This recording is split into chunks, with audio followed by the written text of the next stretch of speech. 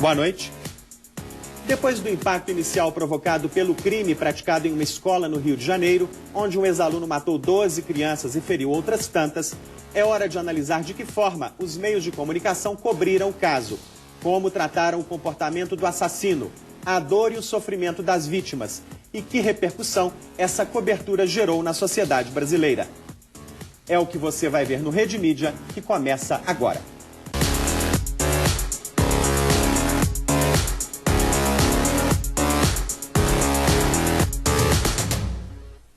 A contabilidade de informações postadas na internet contendo a palavra realengo mostra que em domínios de internet terminados em .com.br foram indexados mais de 2 milhões de endereços virtuais contendo o nome do bairro.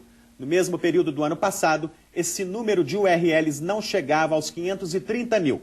Impossível verificar se todos os 2 milhões de URLs indexados pelo Google entre os dias 7 e 18 de abril deste ano eram, de fato, voltados à tragédia.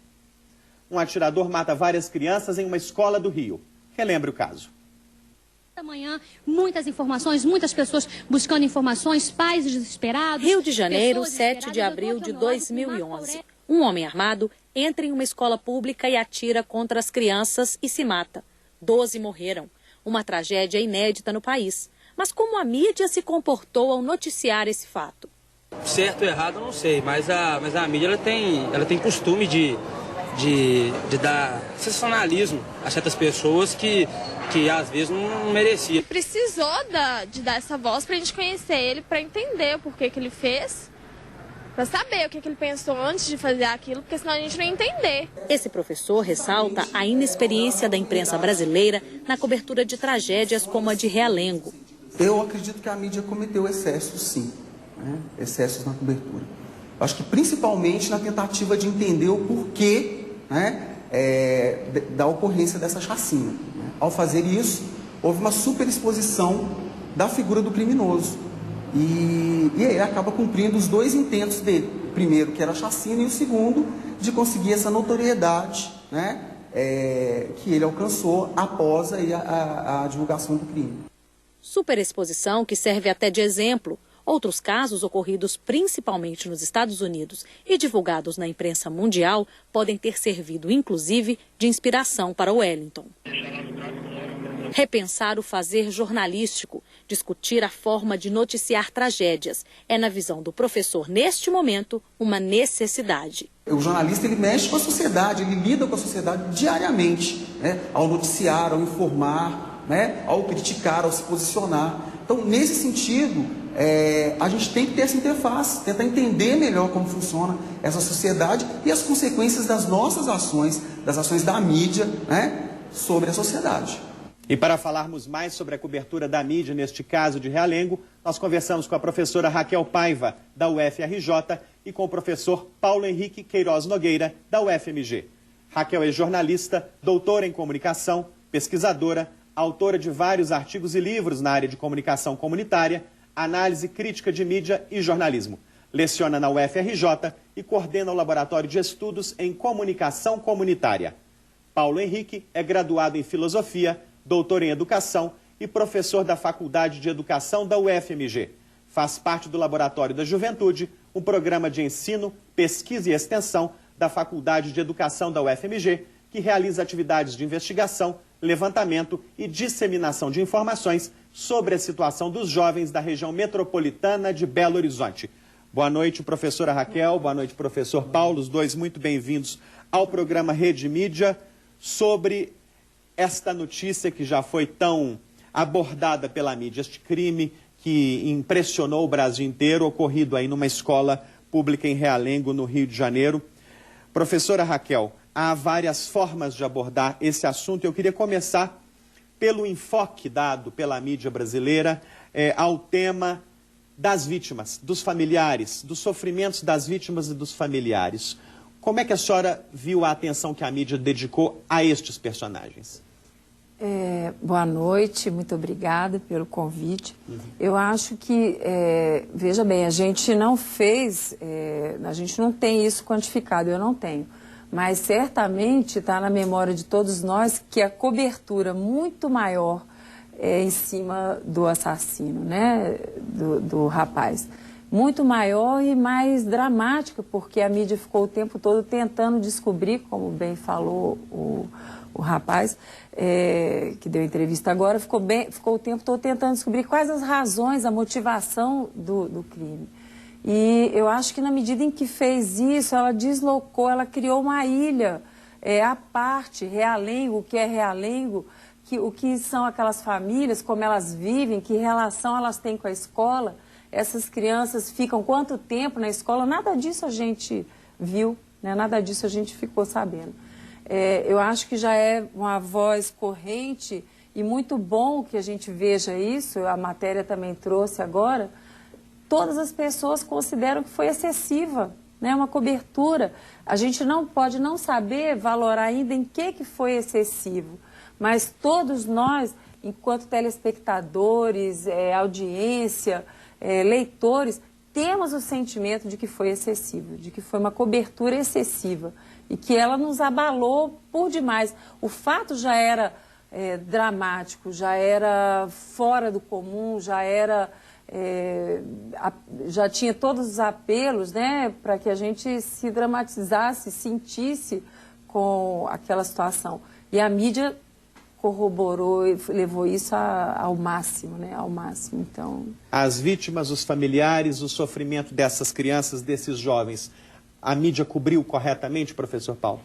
Eu acho que o que a mídia fez, em um certo momento, foi, a partir da imagem do assassino, né, do moço, do Wellington, animalizá-lo, desumanizá-lo e hiperhumanizar as vítimas. O que, de certa forma, correspondia até a um senso comum, né? A expectativa, inclusive, das pessoas em torno do que a mídia deveria fazer, né? Um jovem que entra numa escola e, por uma razão que, de fato, não saberemos, porque apenas ele poderia dizer, né? Ele deixou pistas nos vídeos, mas acho que temos que considerar essas pistas, inclusive, com certo cuidado. Quer dizer, ele é desumanizado, enquanto que as vítimas são humanizadas no seu sofrimento, na sua dor. Uma dor, inclusive, justa e acertada, mas isso na mídia parece um pouco estereotipado. Por exemplo, após o assassinato cometido pelo Wellington e depois do seu suicídio, aparece que a família não reclama o corpo no necrotério. Depois aparece o enterro sem ninguém, sem testemunhas, sem nenhuma ajuda, sem nada que o ampare. Então, essa dicotomização impede que a gente veja as coisas, talvez, como elas poderiam ter sido e como elas de fato ocorreram, porque já há uma interpretação do acontecido, né? Uhum. Como narrar a dor do outro? Professora Raquel Paiva. Essa é uma questão realmente que em todos esses momentos, a questão do tsunami, né, que você trouxe, a questão da chuva na região serrana do Rio, agora esse caso, como narrar isso? De que maneira que a gente vai informar, né, trazer a informação, cumprir a máxima do jornalismo, que é noticiar um fato, e que a gente não vai, vamos dizer assim, se a gente tivesse um decálogo, né, nesse sentido, a gente não tem ainda, de que maneira que a gente não vai ultrapassar aquela barreira e entrar na espetacularização, de que maneira que a gente vai construir alguma coisa melhor, um ser humano melhor, uma realidade melhor. Por outro lado também, saber demais, tentar saber demais, trabalhar como se a gente fosse policiais, né, que eu acho que é isso que a gente também está vendo muito no jornalismo. Não sei se isso tem produzido um jornalismo de melhor qualidade. Uhum. Eu acho também que há uma questão que, assim, como o ato é muito bárbaro, ele é muito limite, né, da condição humana, fica muito difícil você enxergar através dele. Quer dizer, ele toma proporções gigantescas. Eu acho que o que a mídia faz, na verdade, é pôr uma lupa em algo que já é imenso. Então, uma lupa sempre recorta um pedaço disso que é no limite da experiência humana. Talvez o que a gente tivesse que pensar é ultrapassar o acontecimento, ultrapassar o caso, para aí sim averiguar os cotidianos, as pessoas e as suas práticas, até para ver a escola e a relação que ela mantém com a comunidade, com os alunos que lá frequentam, até para ver se é possível, a partir daí, tentar explicar, não o caso Wellington, mas explicar situações que, de alguma maneira, atravessam o narrado e o acontecido em Realengo. Uhum. Qual é o lugar da emoção na cobertura jornalística? Que espaço deve ser dedicado à emoção numa cobertura de um caso como esse, professora Raquel? Pois é. Então, eu exatamente acho que não deve ter emoção. Eu acho que quando a gente tem um excesso, a gente deixa ver que tem outras pautas que a gente deixa de cumprir.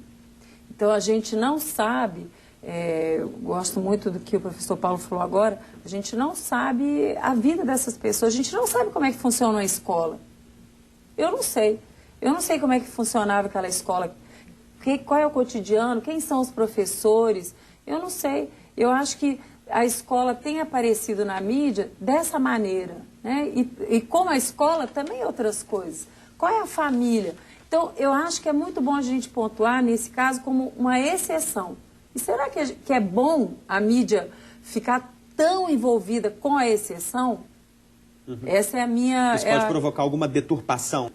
Uma deturpação na visão do real e uma criação de um modelo, um padrão de comportamento, que eu acho que é o que a mídia faz. Ela não que a gente não está querendo aqui que a mídia venha demonstrar como é que a gente faz. A mídia já faz isso. Quem sabe se ela nos mostrar maneiras de agir na escola mais cordiais, mais afetivas com as pessoas, será que a gente não tem uma outra realidade? Okay. Será que a gente não produz um outro cenário? Eu acho que o excesso, o diferente sendo mostrado excessivamente, eu acho que ele pode produzir uma realidade outra. Ok, muito bem. Nós vamos continuar conversando daqui a pouquinho sobre o crime do Realengo, depois do intervalo. Voltamos em instantes. Aguarde.